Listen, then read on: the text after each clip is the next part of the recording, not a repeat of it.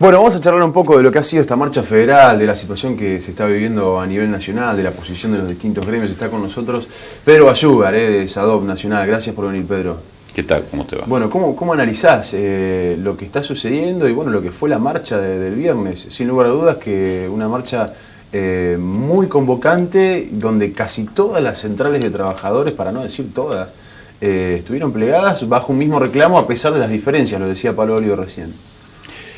Bueno, yo haría hincapié también en el jueves, por lo menos acá en Santa Fe. Claro, sin duda. Porque sin lo duda. del jueves acá en Santa Fe fue muy bueno, fue Rosario, muy concurrido. Rosario exactamente lo mismo. Me parece que lo del viernes es muy significativo, pero también hay que tener en cuenta lo del jueves aquí y en Rosario. Y obviamente esto me parece que es un acierto de los convocantes porque indudablemente han pulsado el sentir de los trabajadores.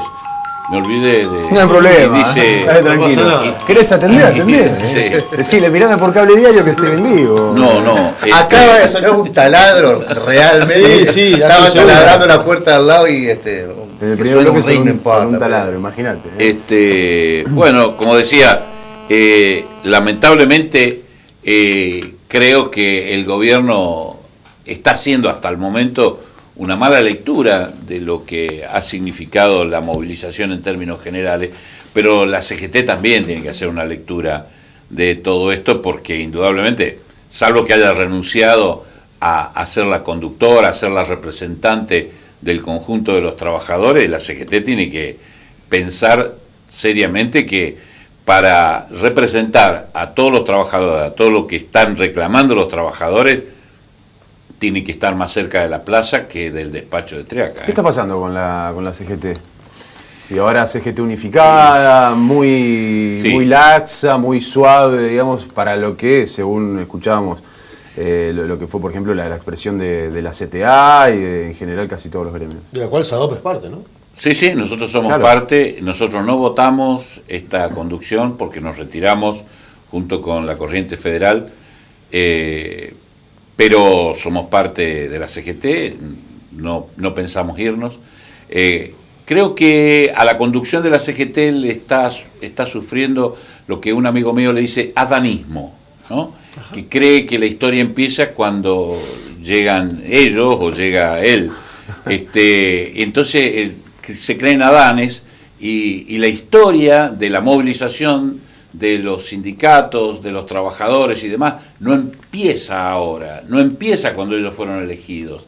La historia empieza mucho antes. Entonces ellos han sido elegidos para ponerse a tono de la circunstancia, para ponerse a la par de la movilización y conducirla, no empezar a ver qué está pasando y empezar como, bueno, recién asumimos, vamos a hablar con el ministro Triaca, a ver, no, recién asumimos, hablemos con los trabajadores, vayamos a la plaza, sigamos la movilización, porque de lo contrario van a perder el tren, ¿no? Me parece.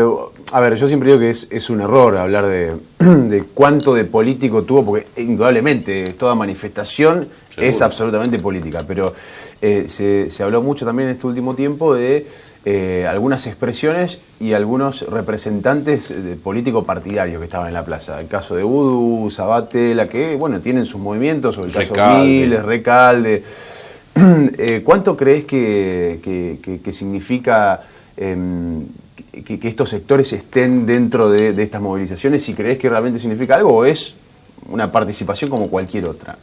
No, me parece que indudablemente era una expresión opositora, y Recalde es un opositor, y muchos de los que estaban arriba del escenario son opositores, a diferencia, a lo mejor, Andrés Rodríguez, dirigente de UPCN, que quiere de la unidad de la CGT una garantía de gobernabilidad. Bueno, eso es otra cosa.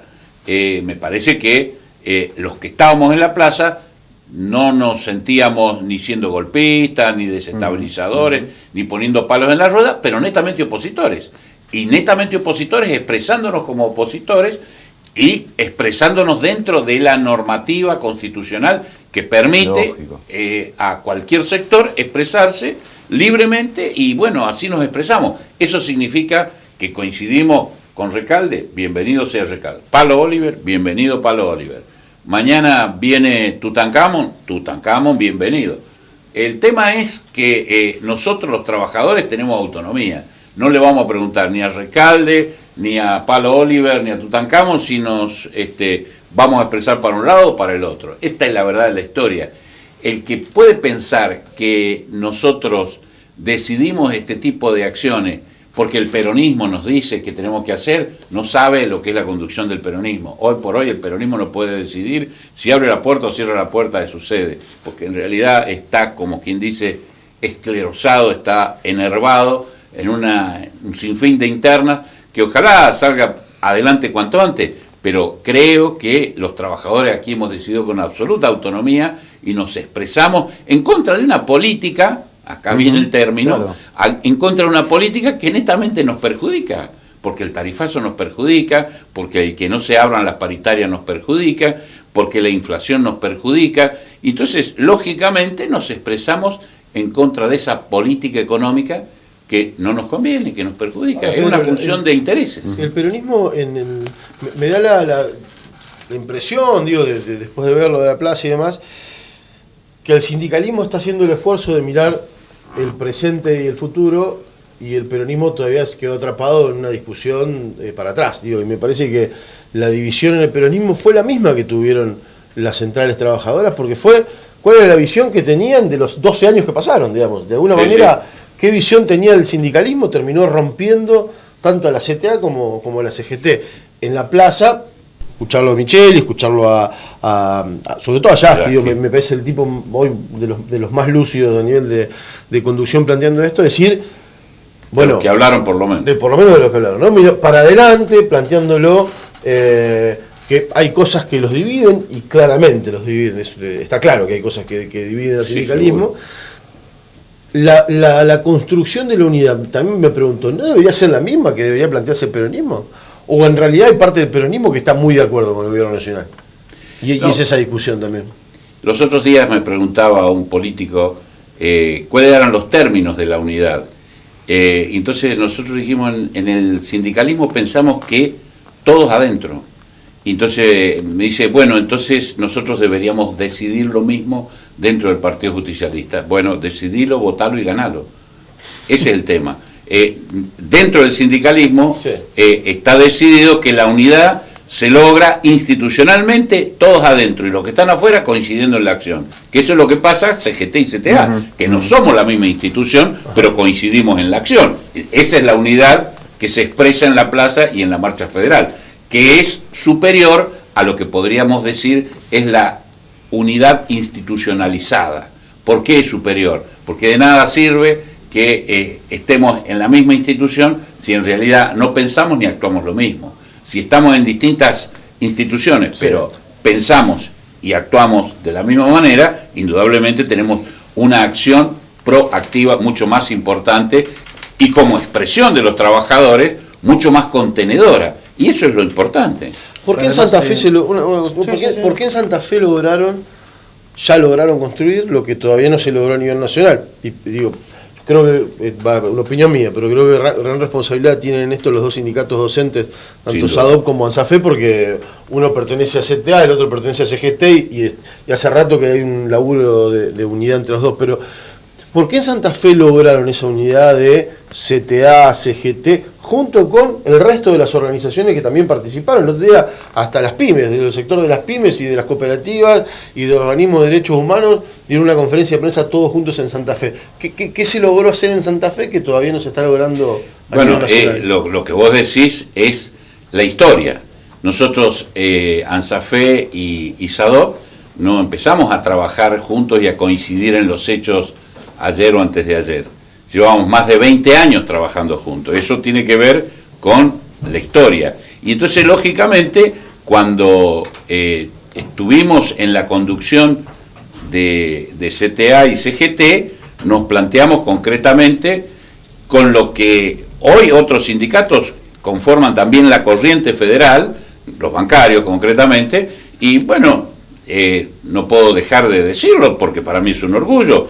Hicimos de punto de conexión y un día nos reunimos en el bar del Automóvil Club, CTA, CGT, y empezamos a pensar y a trabajar en conjunto distintas acciones. Lo primero que teníamos enfrente era la convocatoria del gobernador de la provincia para el 1 de mayo, si no me equivoco. Entonces, bueno, vamos a esa invitación del gobernador de la provincia con un pliego de reivindicaciones, un pedido de audiencia conjunto, en fin, etcétera, etcétera. Y entramos a la Casa de Gobierno gritando o cantando unidad de los trabajadores, y al que no le gusta, se jode, se jode. Indudablemente que hay mucha gente que se jode con esa unidad, porque no está inclusive expresada ni contenida hasta el momento en esa conjunción de trabajadores. Pero lo dice Yasky, la CTA nos tenemos que pensar, tenemos que ponernos a pensar en la unificación y demás, y tenemos que entrar a pensar que la CTA no va a confluir con la CGT, va a terminar confluyendo con la CGT, porque la unidad, esto desde el punto de vista sindical, desde el punto de vista de los trabajadores, se construye con los que piensan como yo y con los que no piensan como yo. En el ámbito político, los que piensan diferente hacen partidos diferentes.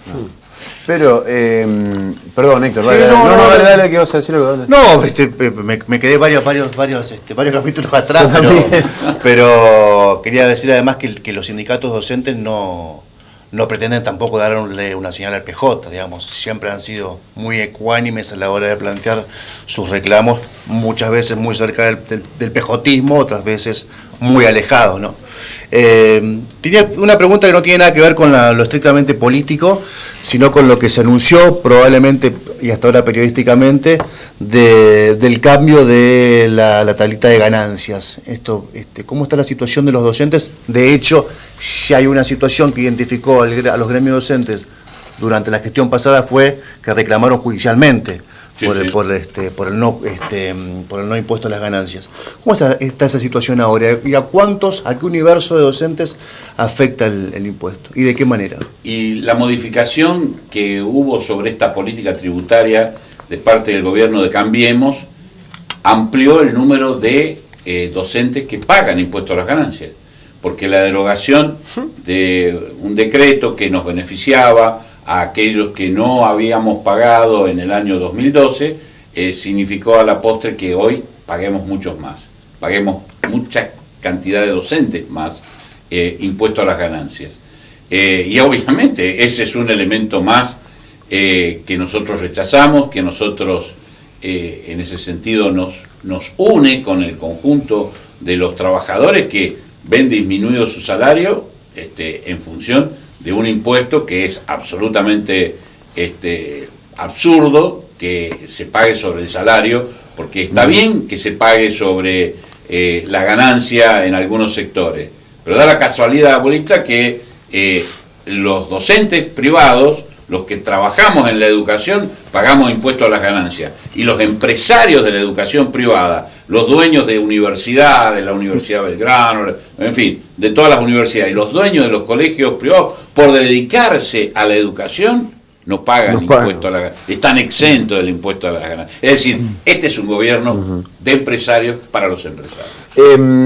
A raíz de esta marcha se volvió a reflotar una idea que creo que era de Carrió en su momento, de que los sindicalistas hagan públicas sus declaraciones juradas. Se volvió a reflotar porque se lo vio en debates en programas de Buenos Aires, con opiniones de legisladores, debe o no deben, los referentes de los principales gremios a nivel país hacer públicas sus declaraciones juradas. ¿Qué pensás de esto? Yo la hago porque en realidad he sido, además de ser electo secretario gremial a nivel nacional, fui designado por el Consejo Directivo Nacional del SADOP como tesorero de la obra social de los docentes particulares.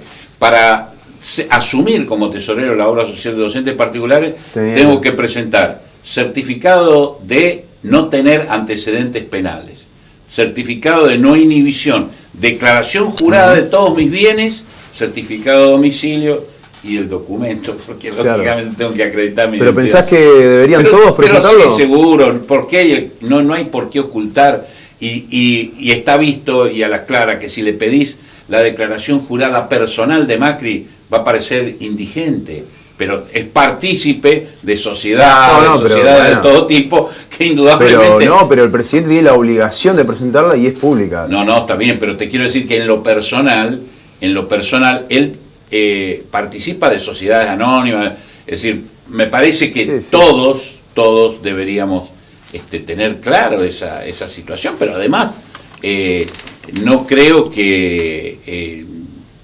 digamos, sean los sindicalistas los principales opositores a esta cuestión, porque vuelvo a repetir, para ser autoridad de cualquier obra social tenés que presentar toda esa declaración.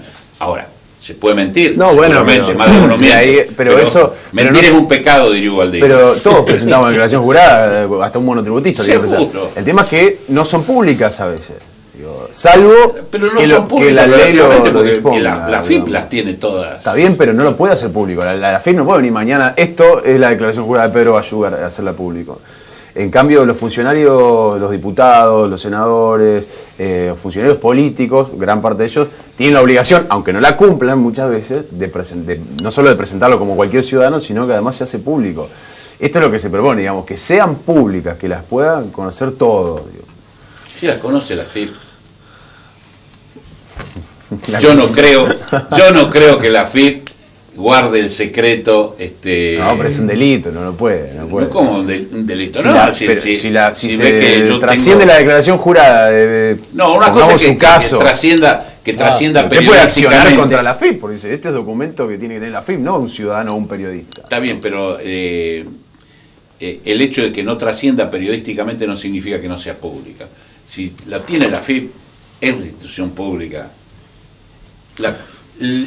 Públicamente podrá ser conocido o no conocido, pero el Estado lo tiene. El Estado lo tiene. Y ¿qué es lo importante? Y me parece a mí más significativo, porque el Estado va a ser el que me va a cobrar o no los impuestos, y no que aparezca en un diario o que aparezca por televisión. Y de última pueden terminar cantando los muchachos carriotistas también, ¿verdad? Que se representan, ¿no? No, bueno, pero también ese fue un proyecto de Bullrich cuando era ministra de Trabajo. En otro tiempo, porque ella fue cambiando. La alianza. Con De la Rúa, la alianza. Es tan cambiante como cambiemos. Digamos. Bueno, entonces, Néstor también privatizó a YPF, fue miembro informante de la privatización, Pedro. Pero no. Te agarré justo al final del programa. No, él participó de la provincialización de los recursos hidrocarburíferos y demás. Bueno, a través de la privatización de YPF. La privatización de YPF es otra cosa distinta. Porque la privatización... Es verdad, Parrilla que ha sido el miembro informante. Bueno, la memoria se está mejorando. No confundamos. Viene el Recalde a Santa Fe el viernes. Viene el Recalde a Santa Fe el viernes. Al Solar de Mayo. Allí nos vamos a convocar todos los que pensamos en CAC, todos los que pensamos dentro de un ámbito nacional y popular. No solamente viene el Recalde, viene también Rossi, viene Clery, y vienen unos cuantos más, pero lo importante es la participación de la militancia para aportar a esto que Cristina denominó la nueva mayoría, y una nueva mayoría se construye también con los que pensamos parecido pero no igual. Entonces, así como el Fresilina o el Frejuli en su momento, el Frente para la Victoria, ¿cómo se construye esto? Se construye debatiendo, se construye visibilizándonos y realmente distinguiéndonos claramente. Nosotros los militantes no somos López. Diría Milagro Sala, yo no soy Báez, yo no soy López. Nosotros los militantes no somos ni López ni Báez. Nosotros los militantes no nos hemos beneficiado con la corrupción de nada. Y en última instancia, la corrupción es un elemento de muchísimos gobiernos. A nadie se le podría ocurrir llamarle al gobierno de Alfonsín como un gobierno corrupto, y sin embargo estuvieron los pollos de Mazorín. ¿Dónde están los pollos de Mazorín?